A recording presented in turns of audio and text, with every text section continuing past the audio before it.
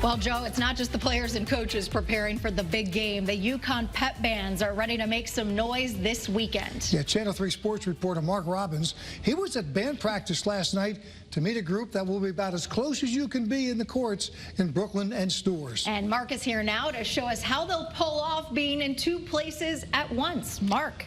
Hi, guys. You're hinting at the UConn pep bands. Yeah, that's right. I said bands because the men and women have their own dedicated bands. And the band members in the red and blue bands put in plenty of dedicated time and effort.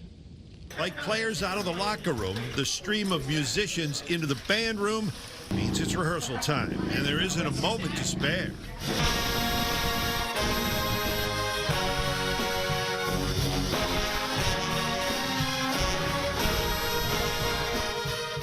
With our basketball teams being doing so well, the energy is definitely very high.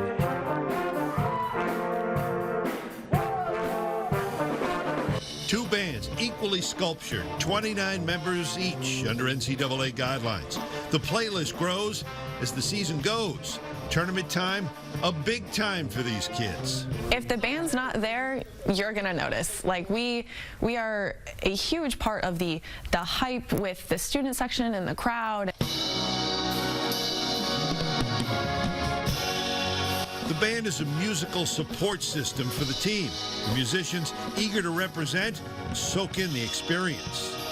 I love that I get to see a new area, but then I'm also traveling with my friends and I'm supporting the team doing what I love, which is making music. Ready?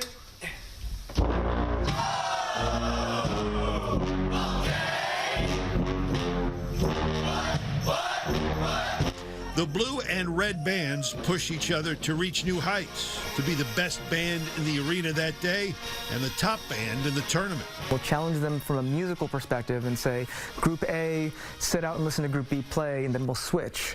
And so it's a way to kind of critique oneself, but also critique your peers, and it's a valuable lesson, I think, for adulthood.